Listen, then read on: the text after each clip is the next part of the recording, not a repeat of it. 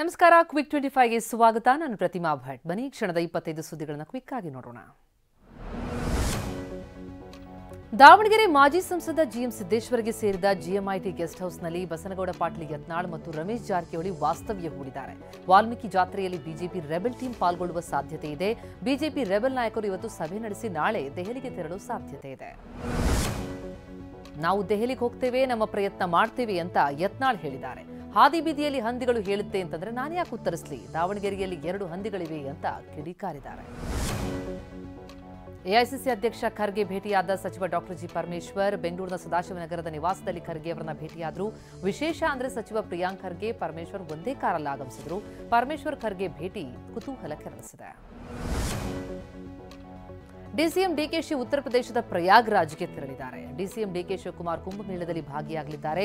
ಇವತ್ತು ರಾತ್ರಿ ಅಥವಾ ನಾಳೆ ಬೆಳಗ್ಗೆ ಡಿಸಿಎಂ ಬೆಂಗಳೂರಿಗೆ ವಾಪಸ್ ಆಗಲಿದ್ದಾರೆ.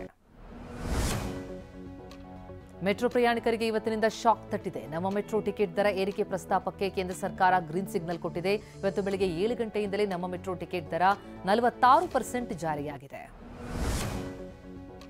ನಮ್ಮ ಮೆಟ್ರೋ ಟಿಕೆಟ್ ದರ ಹೆಚ್ಚಳದಿಂದಾಗಿ ಟೋಕನ್ ಪಡೆದು ಪ್ರಯಾಣ ಮಾಡುವ ಪ್ರಯಾಣ ದರದಲ್ಲಿ %46 ದುಬಾರಿಯಾಗಿದ್ದು, ಸ್ಮಾರ್ಟ್ ಕಾರ್ಡ್ಗಳಿಗೆ ಹಿಂದೆ ಇದ್ದಂತಹ 5% ರಿಯಾಯಿತಿ ಮುಂದುವರಿಯಲಿದೆ.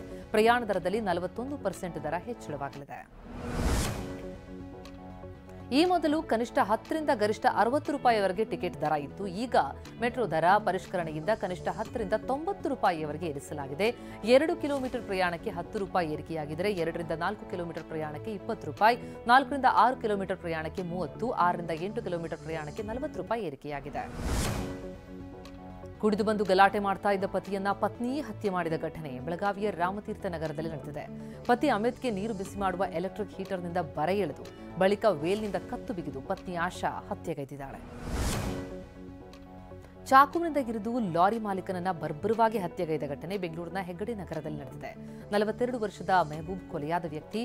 ಇತ್ತೀಚೆಗೆ ಮೆಹಬೂಬ್ ಹಾಗೂ ಖಾಲಿಯಾ ಮಧ್ಯೆ ಜಗಳ ನಡೆದಿತ್ತು. ಜಗಳದ ಬಳಿಕ ಖಾಲಿಯಾ ಚಾಕುವಿನಿಂದ ಇರಿದು ಮೆಹಬೂಬ್ನನ್ನ ಹತ್ಯೆ ಮಾಡಿ ಪರಾರಿಯಾಗಿದ್ದಾರೆ. ಟ್ಯಾಕ್ಸಿ ಚಾಲಕರು ಮತ್ತು ಪ್ರಯಾಣಿಕರ ನಡುವೆ ಆಗಾಗ ಕಿರಿಕ್ ಮತ್ತು ದೌರ್ಜನ್ಯದ ಹಿನ್ನೆಲೆ ಇನ್ಮುಂದೆ ಏರ್ಪೋರ್ಟ್ ಟ್ಯಾಕ್ಸಿಗಳಲ್ಲಿ ನೂತನ ಪ್ಯಾನಿಕ್ ಬಟನ್ ಅಳವಡಿಕೆಯಾಗುತ್ತೆ. ತುರ್ತು ಸಂದರ್ಭದಲ್ಲಿ ಬಟನ್ ಒತ್ತಿದರೆ ಕಾರ್ನ ನಂಬರ್, ಚಾಲಕನ ಹೆಸರು, ವಿಳಾಸ ಸಮೇತ ಕಂಟ್ರೋಲ್ ರೂಮ್ಗೆ ಮಾಹಿತಿ ಸಿಗಲಿದೆ.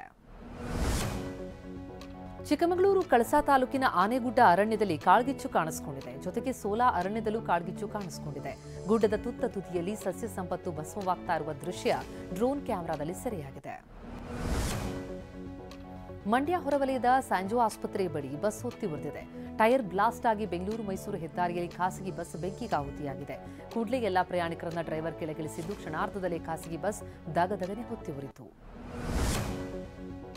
ಮಂಡ್ಯದ ಮಿಮ್ಸ್ನ ಹೊಂಬಾಳೆ ಐಸಿಯು ಘಟಕ ಬಂದ್ ಆಗಿದೆ. ಕೊರೋನಾ ಸಂದರ್ಭದಲ್ಲಿ ನಿರ್ಮಾಪಕ ವಿಜಯ್ ಕಿರಗಂದೂರು ಅವರ ಹೊಂಬಾಳೆ ಗ್ರೂಪ್ 1.5 ಕೋಟಿ ವೆಚ್ಚದಲ್ಲಿ 2 ಐಸಿಯು ಘಟಕ ನಿರ್ಮಿಸಿತ್ತು. ಆದರೆ ಸದ್ಯ ವೈದ್ಯರು ಸಿಬ್ಬಂದಿ ಇಲ್ಲ ಅಂತ ಒಂದು ಘಟಕ ಬಂದ್ ಮಾಡಲಾಗಿದೆ.